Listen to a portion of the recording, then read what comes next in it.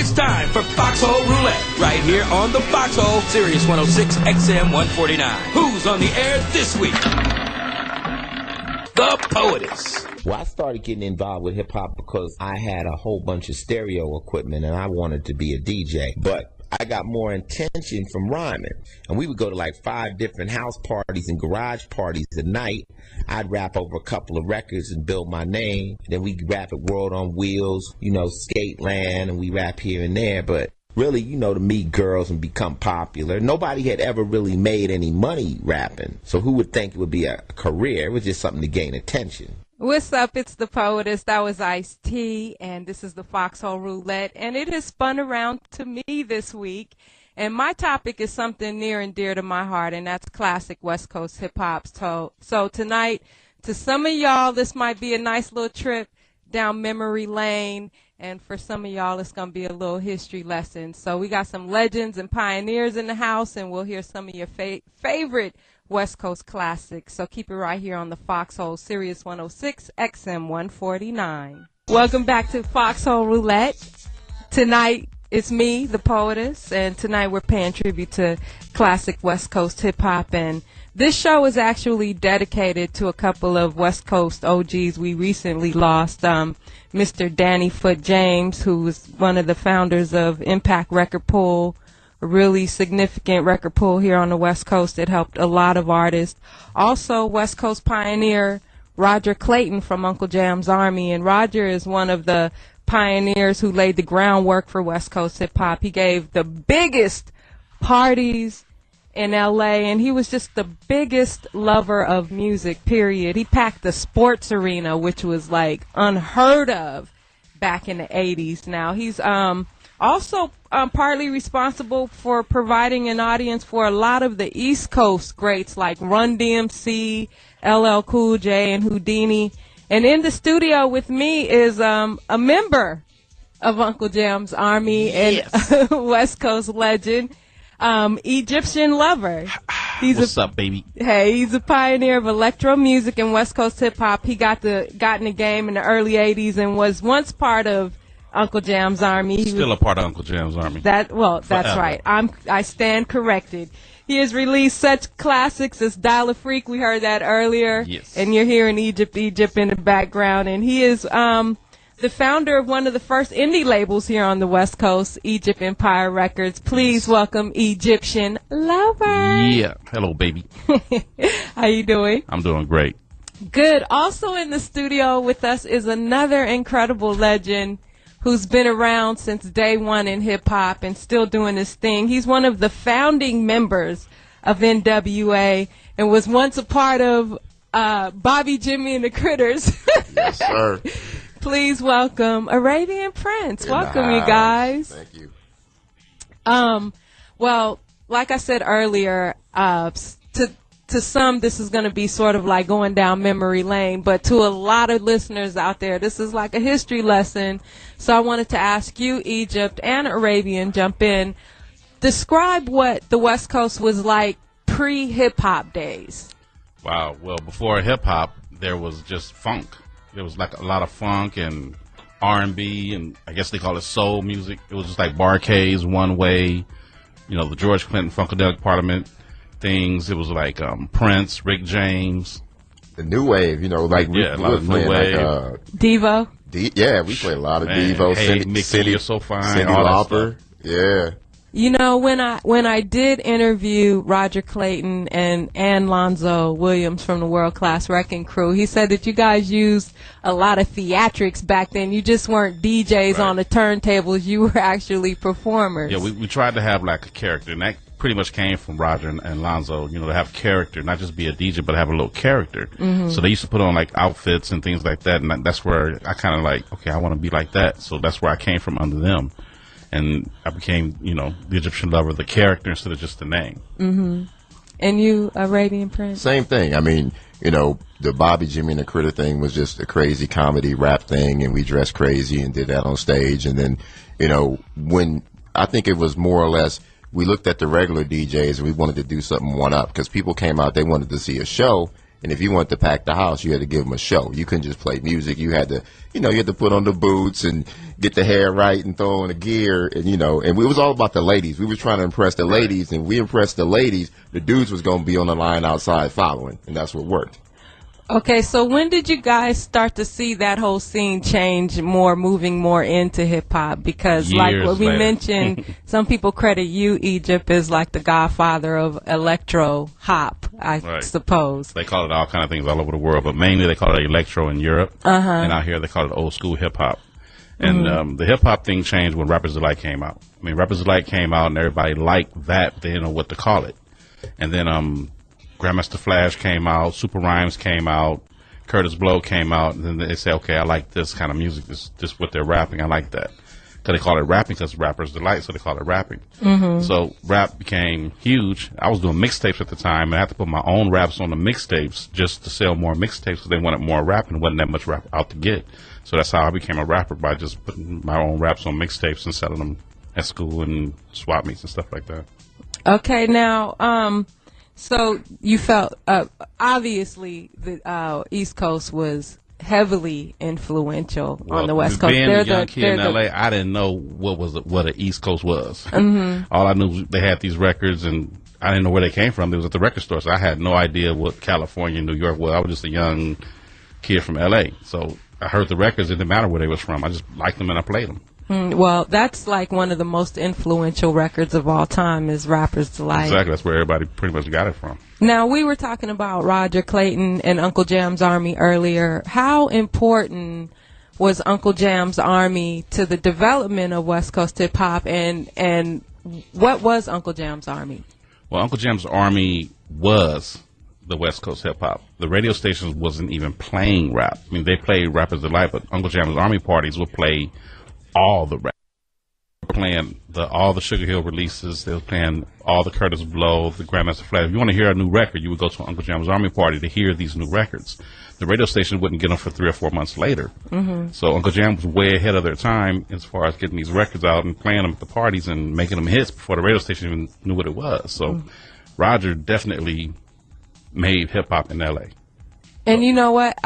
Also, he brought Run DMC out here for the first time, and he told me that he already had a built-in crowd of at least 6,000-7,000 people. No headline. You didn't need a headliner. And Run DMC came to town for the first time, and when they left, they sold over 10,000 units in like 1 week. Exactly. I mean, Uncle Jam's Army's power was so huge. I mean, the radio station's DJ used to come to us to find out what records we're playing so they can play them, and find out what order we're playing them in so they can play them in that order. So Roger was like the program director of LA music. So everybody would come to him. He was in the radio and clubs. He started working at a record shop, and so he was a music person all his life. And the way he programmed the dances and the way he told us what to play and what order to play them, it was ingenious. Okay.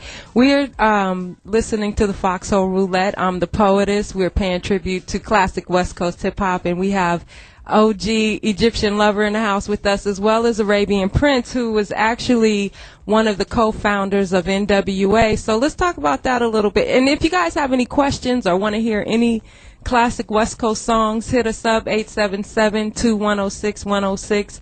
But Arabian, how was it like back at that time when you guys first started NWA, and how did that group, it was NWA and the Posse, and it was like 1 million of you guys, so how did that come together, and how did you guys eventually form the most dangerous group in America? Well, let's set it straight. NWA and the Posse, that was actually a bootleg record. Like, we didn't sign off on that. That record, because the original NWA album was just an EP. There was only like 5 songs on there. So it was kind of like when we finally got our major record deal and left Macola Records, which was where we all got our start, this little independent label that just pressed records for everybody in L.A. When we left that label to go to Priority, the guy who owned Macola Records was like, wait a minute, I still want to make money off these cats. So he scrounged up any other records he could find, slammed them together on the NWA record, and put Posse on it. And that's where that record came from, the NWA and the Posse. So that was actually a bootleg album. Our first real album was actually Straight Outta Compton, because the NWA record was just the EP.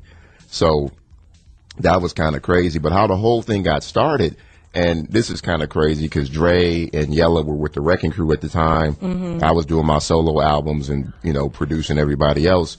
And we weren't getting paid. We were young. We didn't know anything about publishing and writers. And anybody out there making music, get your publishing, get your writers, get somebody, get some knowledge, get it, keep your money, because we lost a lot of money back in the day. And those were like some of your biggest records. Oh, man. I mean, we're sitting in, I always tell the story, Dre get mad at me, but, you know, we're sitting in Dre's car. He had an RX-7 with no back window. And, you know, we got hits on the radio and no back window. You know what I'm saying? It's like, we can't even fix the back window. We got hits on the radio. What's up with this? And it was because we didn't know much about, you know, publishing and getting our writers and our royalties together. So one day we got mad at that. And, you know, Dre had reached out to Eazy-E, who had a little money, you know, on the side or whatever. And, you know, we talked about putting something else together and doing it ourselves. And that's where NWA came from. Okay, cool. We're going to talk more about that and more about West Coast history. We're going to hear more West Coast classics. Hit us up, 877-210-6106. The phone lines are open. And if you want to speak to one of our guests, Egyptian Lover and Arabian Prince is in the house. Right now, we're going to check out a clip. Dr. Dre speaking on being in the studio with Eazy-E for the first time when they recorded Boys in the Hood. And I remember Dr. Dre told me that it took over 100 takes for Eazy-E to get this song right. So play that Dr. Dre clip for us. It was me and Eric in the studio, so I talked him into doing the rhyme. The song was Boys in the Hood.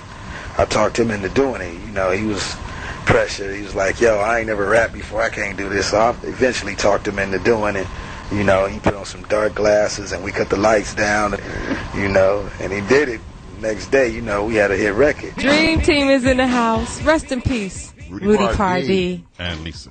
And Lisa Love. Yes, that's right. It's the Poetess, and you're listening to Foxxhole Roulette. And this week, I'm your host, and we're paying tribute to classic West Coast hip-hop. And we have some West Coast OGs in the house. We have Egyptian Lover. Yep. And we have Arabian Prince. And before we went to break, we were talking about a little bit about NWA, because Arabian Prince was there from day one. And before NWA released Straight Outta Compton, the music was a lot different. Like it was more like dance and like, you know, like Egypt said, West Coast, old school West Coast hip hop. Yep. So when did you start to see the music change, and what influenced the change in the music, you think? I think that, you know, what was going on in the hood, like even going to the Uncle Jam Army dances, you know, before everybody was just dancing, partying, having a good time. But after a while, you saw the gang influences start to come in, and you had to actually start playing a different type of music to cater to that kind of crowd that was coming in. It was a little bit more of a violent crowd, and, you know, you saw the Bloods and the Crips, and there were a lot of fights and, you know, shootings and stuff. So that started that change in music. You know, the radio and Uncle Jam's Army and the clubs were just changing because of what was going on at that time. Yeah, because like the 80s were, I guess, full swing. The gang culture was really in full swing back then, right? Oh, yeah. Yeah. And the drug game. Yeah. And because you had classics like Bataram from Toddy T. Oh, yeah. So what do you think? Okay, so we know that you just mentioned like the environment was sort of influential, but how influential do you think NWA Well, I mean, was? we actually probably killed electro, you know, because we did the first song that our first single was called Panic Zone, which was an electro song, and we did that just so we could get radio. You know, me and Dre talked about that. Well, this is where we came from, and they know us from this, so they'll play this. But we want them to play this over here, so we gave them the Panic Zone thing. That got us on the radio. Mm-hmm. And from that, they started listening to the other stuff. So in a way, we kind of killed it off because the whole rest of the album was just hardcore gangster. Were you surprised at how fast the hardcore gangster stuff started blowing up? Because I know that Eazy-E actually had to record a clean version of Boys in the Hood to get it on K-Day, which is one of the most iconic radio stations in the country.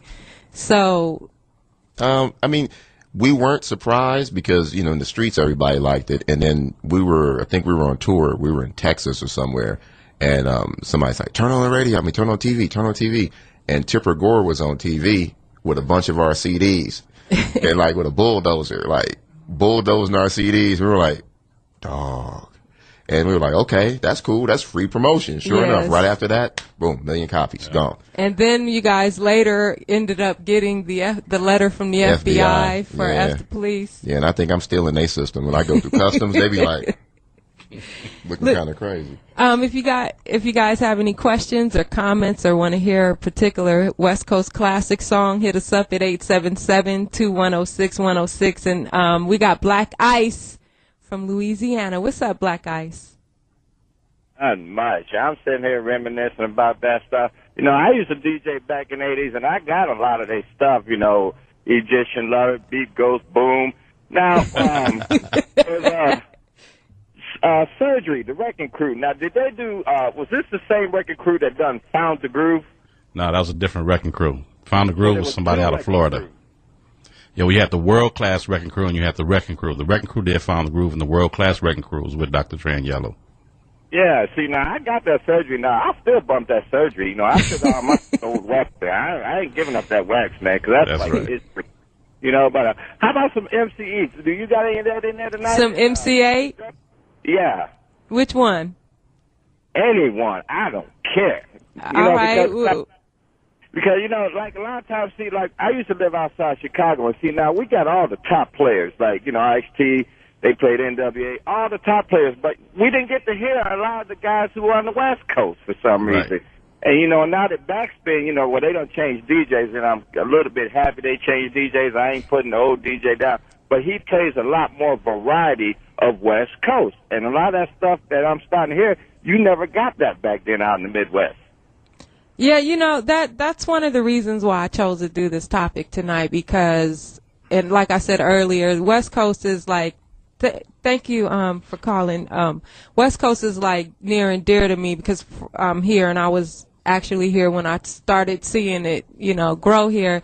But you hear a lot of the history pieces on New York, and nothing against New York, because we give them their props. They're, you know, they're the founding fathers of it all.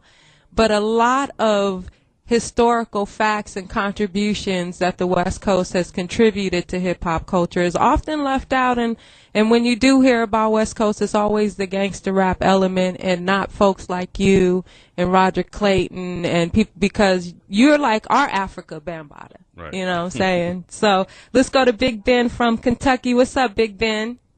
Hey, what's up, Poetess? How you doing tonight, baby? I'm doing well, thank you. Good. What's up, Egyptian Love and the Arabian Prince? How y'all doing? What's up, man? Yes, sir.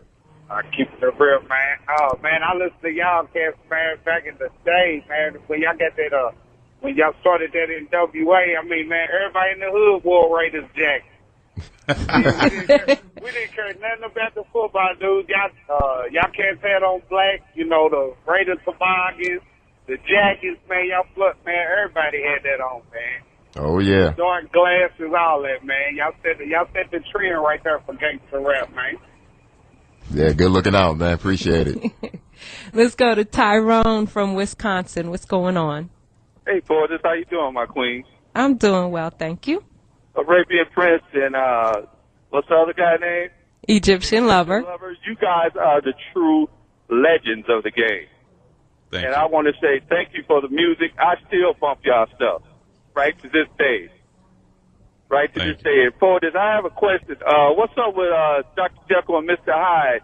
And was Tyrone Bronson, he made this song called Smurf Rap. Was he from the West Coast? You guys actually, Tyrone Brunson made the song Smurf, right? Yeah, it was just a Smurf. Yeah, he was actually a musician who made Smurf. Yeah, somebody else did the Smurf rap after that. Yeah, somebody else did the Smurf rap. And Dr. Jekyll, Mr. Hyde, they did the thing back in the day. And one of them actually became an A&R person and was real popular in the music business. Yeah. Rob, that's my ultimate jam right there. If you can bump that a little bit for me, I love you for that, baby. I'm sorry, what was that? That Tyrone Bronson was one of my favorite songs right there, Smurf. So if you can play that, I would appreciate it. And love you, and great job, baby. Do your thing. Thank you. I think Dr. Jekyll and Mr. Hyde, they're from East Coast, East right? Coast. Yeah, because East I Coast. remember Roger Clayton also brought them to the West Coast right. and introduced them to West Coast audiences.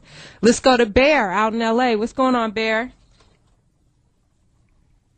What's up, Bear? I guess. What's up, Arabian? What's up, Egyptian, man? Fellow What's West up, man? Coast artist. Yes, sir.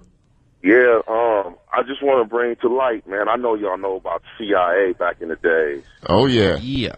Okay, Jinx, that's my dog. That's my homie. That's right. Much Jinx love. and Cube. Yes, sir. Yo-Yo. Yeah. Dub C, Crazy Coons, DJ Aladdin. We all went to school together. And, man.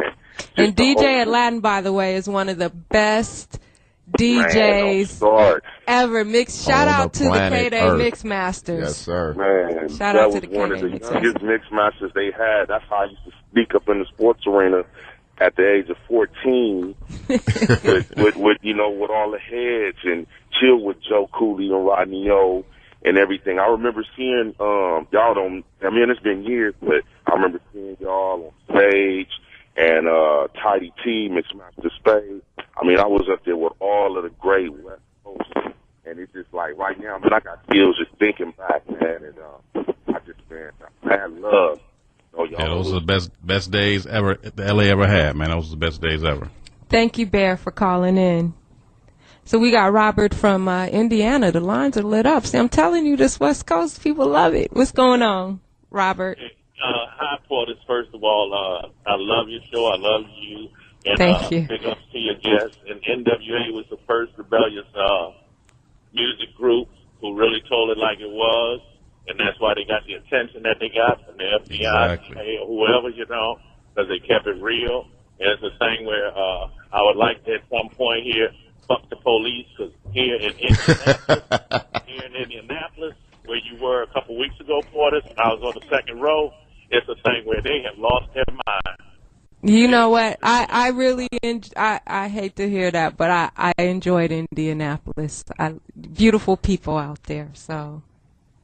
And I'm gonna say the big Ben out in Kentucky, stop stomping my girl. Portis, my girl, and then I've seen her in person. Portis, you're a beautiful woman, and I'm a married man, 37 years. But I loved your show, and I love seeing you in person. So thank you so much. Thank you, Robert, and to all the beautiful people out in Indianapolis. Let's go to Eric in Oaktown, because we're going to get into Oaktown as soon as our Oaktown legend gets in the house. What's going on, Eric? Hey, Poetess. Long time no talk to. How you doing? I'm doing good. Egyptian Lover, man, I caught your concert in San Diego a couple months ago. Yeah. And, man, you still go strong, man. That's right, man. I ain't going to stop. No, man, I just appreciate Poetess for one putting this show on. It's really good to see that you go back and get a hold of the real pioneers of this music, man. And I have to honestly say that you are one of the few that my mom actually let me listen to when I was a kid, man. So thank you for the good music you're still putting out. You're welcome, man. Yes, and speaking of that, Egypt, so you both are still producing and performing, and so where could people see you guys? All over the place. I mean, we're all over the place, all over the world, China, Japan, Russia, Australia. Do you think Poland. people appreciate the music in those countries more so here at home? Not more so, but they do a lot of homework because they have the internet now, so they know a lot more about the music than, you know, in LA. You didn't have an internet back in the 80s, so they couldn't do their research on you. But in Europe, they do their research on you. They know more about you. When they come to the show, it's like seeing an icon instead of just seeing a performer. Mm-hmm. So they really, really enjoy the music, and they enjoy it for what it is and what it was back in the day, and they're enjoying it now like it's brand new. Okay. Well, the phone lines are open. You're listening to Foxxhole Roulette. I'm the Poetess, and tonight we are paying tribute to classic West Coast hip-hop, and in the house with us we have Egyptian Lover and my boy Arabian Prince. The phones are open, 877-2106-106. I think this is some MC8 by request. Ah, man. Had to get some Born and Raised in Compton in there. Shout out to my boy DJ Quick. You're listening to the Foxxhole Roulette. I'm the Poetess. This week it's my turn, and I'm paying tribute to classic West Coast because I think we deserve being paid tribute to. So tonight in the studio with me is Arabian Prince. He's one of the founders of NWA. You didn't really hear a lot about Arabian Prince, but he was very instrumental in that group, as well as OG Egyptian Lover, and I see we have someone from the newer school walking in the door, but still a very instrumental part of the development of West Coast. And he's also one of the dopest MCs in hip-hop. I loved seeing him get on the mic and do his thing. Please welcome. Hi, sweetie. Please welcome Kurupt. What's up, Kurupt? I'm just trying to make it happen, you dig? I gotta ask you, how do you feel sitting next to these two OGs in the house, Egyptian Lover and Arabian Prince? I feel like, you understand me, this is West Coast history, man, you know. They paved the way for us, so, you know, it's a big thing right now, man. This is humongous. Okay, we spent a little bit of time talking about, you know, the early, late 80s in hip-hop, so we're going to move a little forward to the 90s. We talked a little bit about NWA because really they laid the groundwork, and Dr. Dre, you know, brought out the whole Death Row thing. And I got to ask you, Kurupt, how was that time in the beginning when you guys were first starting in 92, 93? Snoop came out with Deep Cover, and the anticipation of Snoop, and then the anticipation of the Dog Pound. What was that era like for you? It was very exciting. You know, I was a kid, and all of it was new to me, but it was very, very exciting. I couldn't believe I had the opportunity to be there, you know what I mean? All I really wanted, I didn't even care about money or nothing. I just wanted to be noticed as a great MC. And that's all I really cared about, and Dr. Dre and them opened up the doors for that. So it was real exciting, man. We went crazy. We went real crazy. You hear me? You guys were incredible. You guys really definitely changed the landscape and sound of West Coast, and you guys really started boosting hip-hop sales up into the millions. If it didn't, that didn't start until Death Row came about. And I want to ask Arabian Prince and Egyptian Lover also, how did you guys feel when you started seeing groups like the Dog Pound and Snoop Dogg coming out of the West Coast? It was LA, so I was loving it. It was West Coast. Yeah, you do know that. Yes, sir. Because you know what it did? It actually, because we was always getting so much heat from the East Coast, you know, and that actually put the West Coast on the map. Right. Like, just, okay, we solidified the hood out here. You know, we banging just like y'all banging on the East Coast. And harder. And harder. I mean, when that Chronic album came out, nobody could say nothing. Nobody could front on that album. That is a rap after that. Like one of the all-times. The phone lines are open, 877-210-6106. We got Arabian Prince in the house, Egyptian Lover, and Kurupt just walked in, and we got somebody else coming up in just a minute, so we giving him a second. Let's go to the phones. We got Richard from Tampa. What's going on? Hey, Poetess, what's going on with you? What's happening? Hey, I'm all right. Hey, I want to say, you know, as far as Egyptian Lover, I never heard of him until we got these DJs down in Florida called Jam Point Express. And Jam Point Express used to play a lot of their music a lot, and that's when I found out about them.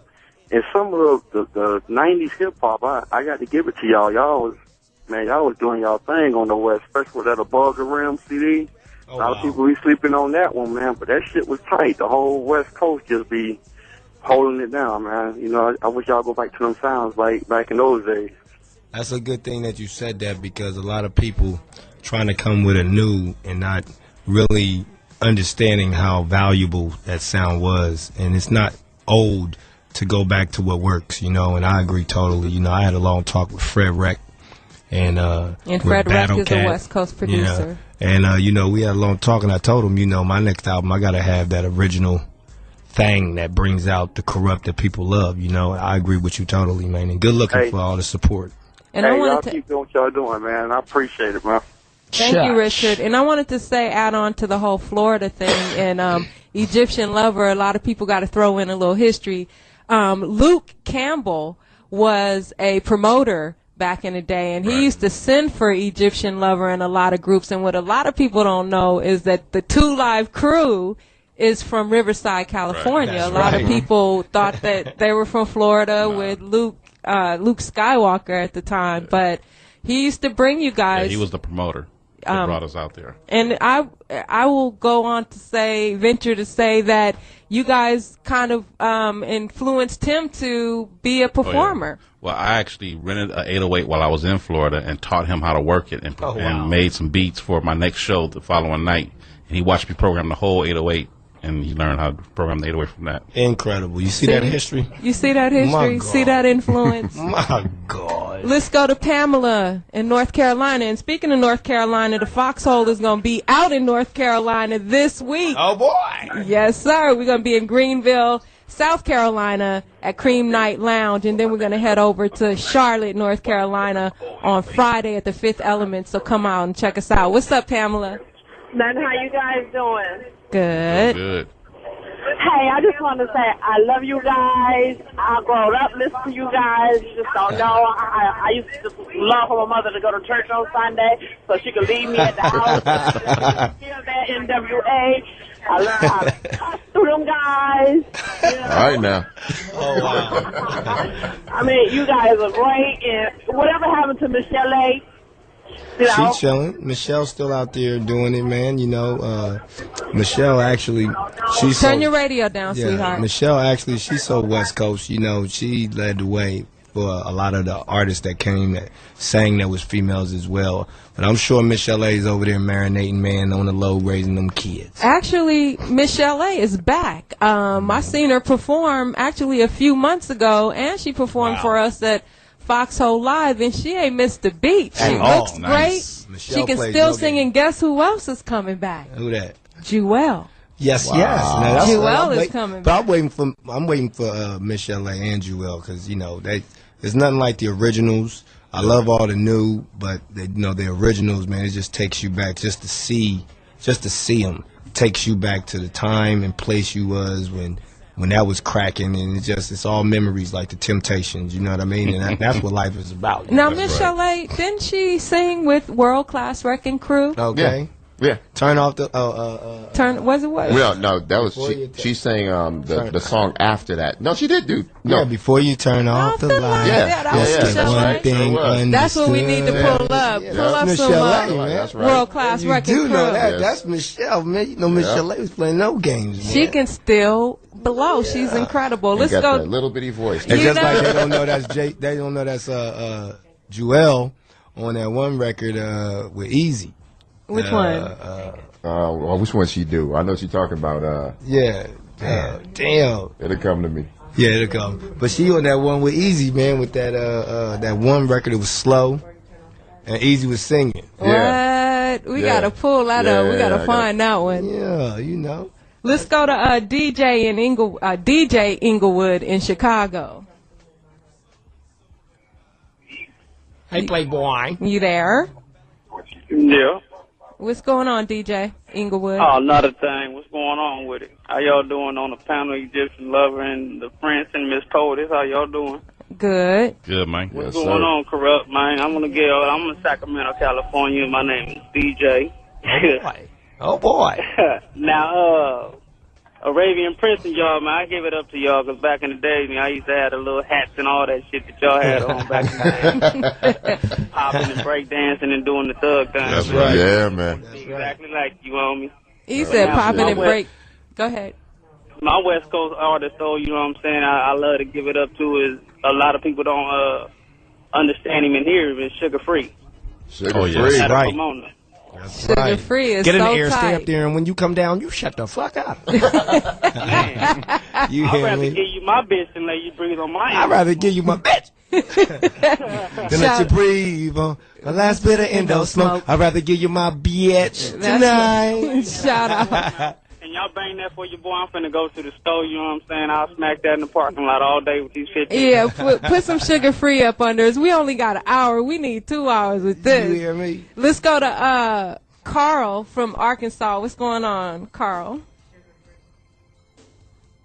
You there? Hey, Playboy. Maybe he's listening to that Before You Turn Off the Lights in the background by World Class Wrecking Crew. Before, let's go to break. We're going to take a break, come back, take more of your calls, 877-2106-106. Going to wrap in a little bit, but Stick with us. It's the Foxxhole Roulette. I'm the Poetess, and we're paying tribute to the West Coast. You're listening to the Foxxhole Roulette.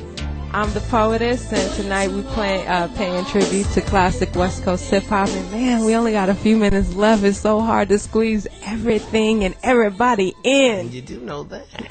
We got Kurupt in the house with us. We got Egyptian Lover in the house with us. We Egyptian have Lover. Arabian Prince in the house with us. And we got folks on the phone. Let's go to Corey from Texas. What's going on, Corey? Hey, first of all, I want to say thank y'all for inviting me on you guys on your show, Poetess. You sound so sexy. Hey, yo. Thank you. Hey, yo, Kurupt, man, say, man, I've been listening to you guys, man, since your first, you know what I'm saying, really hit the scene, man, mainstream, you know. Good I just want to know. looking. Yeah, man, and I appreciate, you know what I'm saying, you guys paved the way, West Coast, you know. I just want to know, man, you say you was young when y'all hit, like, as a young, you know what I'm saying, artist or producer or whatnot. How can I get this off the ground, man, you know? You guys got to stick to it, and you got to realize that opportunities are not planned.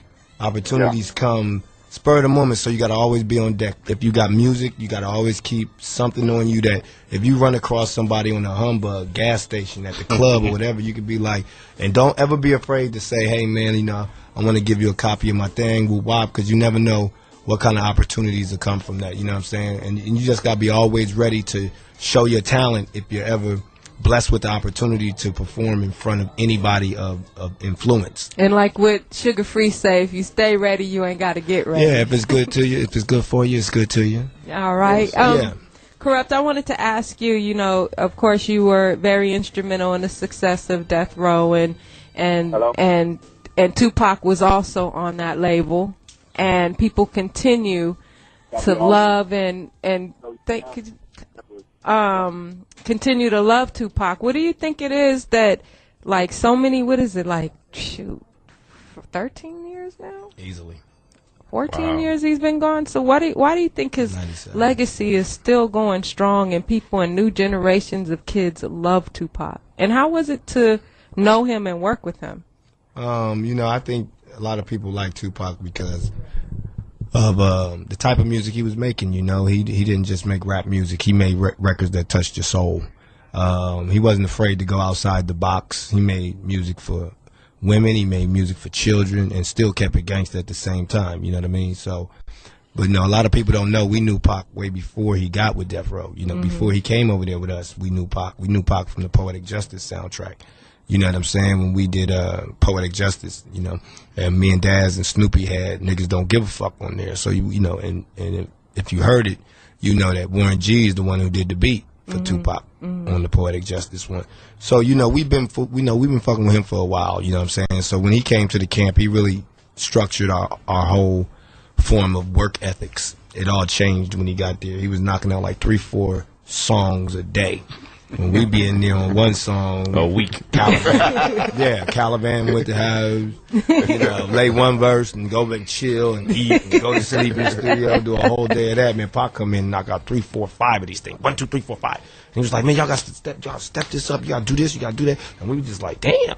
And so, you know, he brought a lot of teaching to the table as well. You know what I'm saying? So it was detrimental to our careers when Pac came there because he taught us a whole nother way of working. In a different respect of the game, you know what I mean? Okay, so before we wrap up, I want to find out what you guys are up to, and we'll start with Arabian Prince again. Oh boy, co-founder of NWA, just a true legend in the game, and you guys said you're still going strong. So let the folks know what you're doing, Arabian Prince. Still touring around the world, doing shows, DJing, on a video game company, special effects company, putting it down, Xbox. You know, PlayStation, all that, you know, so making the money on the technology thing. Wow. Okay, and you, Egyptian Lover? Well, I'm doing a new album called 1984. It's going to be inspired by 1984. Of course, I'm using all analog equipment, bringing it back old school.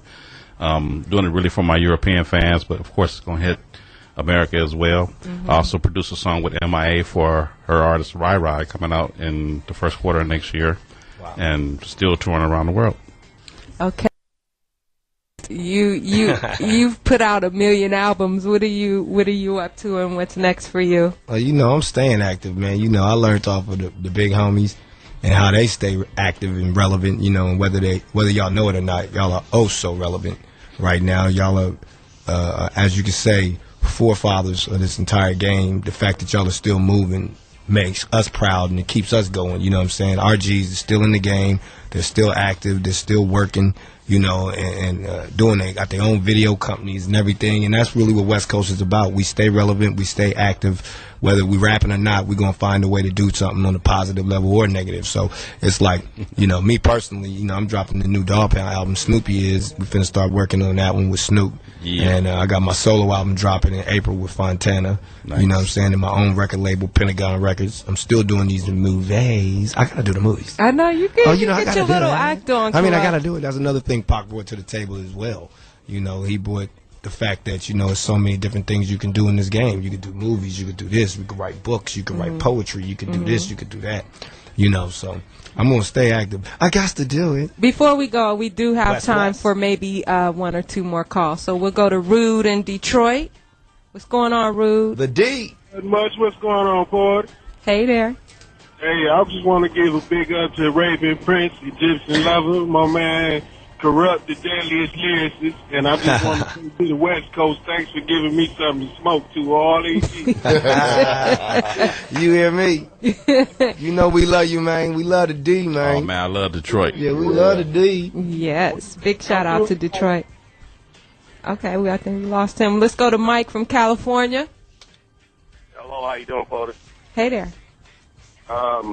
You know, I remember them when they first came out, especially Egyptian Lover, and back in those days, me and Roger Clayton actually went to elementary school, Woodcrest Elementary School, 109th in Vermont. Nice. Okay. Back at that time, then my family had 2 VIP record stores, so I was right in there. Wow. Oh, man, y'all paid me a lot of money. They hooked you up. Oh, man, I used to go to VIP and sell boxes of records. Yeah, and then Cletus Anderson was the... Cletus! That, you know, Yep. when he opened Big Ben Records, and they kind of shut the whole set back down with the big major record companies because they didn't want to see the black people getting that kind of money like that. Cletus is a historical figure, man, in L.A. Right, that distribution game. But, you know, all props up to you guys, man. That Egyptian Lover, boy, when that came out, and you up there in character with the Egyptian set and Egyptian Lover, and they doing that little shit with that new music sound, man. You put a mix and a new twist on the game at that point in time. You know, I mean, yeah, doing my thing, man. Nobody touched that, you know. But I just wanted to get that shout out to you guys, man. I mean, and I'm 50 years old, so you know how far I go back as far as when hip hop hit LA and where we was at that point in time. People ask me all the time, "You listen to hip hop?" And I'm happy, you know, and I'm right there with yeah, I listen to rap and hip hop, and it's like now it makes it good to hear y'all on the radio really getting busy with it, because now I feel like I did back then in the day, you know. All right, thank you, Mike, for calling in. A couple plugs again. I want to announce that the Foxxhole crew will be stopping in Greenville, South Carolina this Thursday at Cream Night Lounge. That's at 610 Congaree Road. And I think that's from 5 to 7. And also on Friday at the Fifth Elements at 500 West 5th Street in Charlotte, North Carolina. We'll be out there as well. So come check us out. Also want to plug my book. I'm working on a book called How the West Was Won, Oral Histories of West Coast Hip-Hop. That's coming out this spring, and you'll hear stories from Arabian Prince and Egyptian Lover and Kurupt and Snoop Dogg and Eazy-E and Dr. Dre and all the ones that did it. And I want to shout out to all the West Coast G's that put it down in the game. And I want to thank you guys for listening to the Foxxhole Roulette. And I'm the Poetess, and I'm up out this piece. Bitch!